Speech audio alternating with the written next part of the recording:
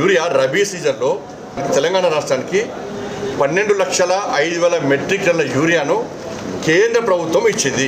మీరు ఎంత వాడుకున్నారు? దాన్ని 9 లక్షల మెట్రిక్ టన్నులు వాడుకున్నారు. ఇంకా 3 లక్షలు ఆల్రెడీ మిగిలింది. సరే, 1 లక్ష అటు ఇటు పోనీ. ఇంకో 2 లక్షల మెట్రిక్ టన్నుల యూరియా ఉంది కదా, దాన్ని వాడుకోలేక ఎందుకు ఇవాళ మీరు నిర్లక్ష్యం చేస్తున్నారు?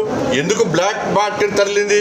మేము ఇండోలు అంటున్నామో బీజేపీలు ఇవన్నీ తప్పుకొని మోడీ తిడతారు, కేంద్ర ప్రభుత్వాన్ని మోడీ అని తిడతారు. మీకు ప్రణాళిక లేదు, ఒక పద్ధతి లేదు. నిన్నేమైంది? నిన్న మిర్యాలగూడలా లారీ లోడ్ పట్టుకున్నారు. యూరియా రైతుల పొలాలకు పోతలేదు, రైతుల పొలాలకు యూరియా పోతలేదు. బ్లాక్ మార్కెట్లకు ఎమ్మెల్యేల గనిమేలు బ్లాక్ మార్కెట్ లోడ్ తరలిస్తున్నారు. మరి దీని మీద రాష్ట్ర ప్రభుత్వం సమాధానం చెప్పాలి. నిన్న మిర్యాలలో కూడా జరిగిన సంఘటన ఫస్ట్ సమాధానం చెప్పండి. ఇట్లా దొరికింది ఒకటి. కాంగ్రెస్ చాలా ఎక్స్పర్ట్స్, ఎందుకంటే వాళ్ళు దీనిలో చాలా 40-50 సంవత్సరాలు దేశాన్ని రాష్ట్రం పాలించేవాళ్ళు.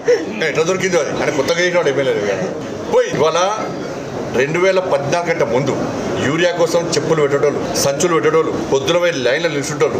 దాని నుంచి ఈ 10 సంవత్సరాల్లో నరేంద్ర మోడీ గారి ప్రభుత్వం వచ్చిన తర్వాత తెలంగాణ రాష్ట్రంలో 10 సంవత్సరాలు తెలంగాణ రాష్ట్రం ఏర్పడిన తర్వాత తెలంగాణ రాష్ట్రంలో 2014లో నరేంద్ర మోడీ ప్రభుత్వం వచ్చిన తర్వాత ఎప్పుడన్నా యూరియా కొరత వచ్చిందా?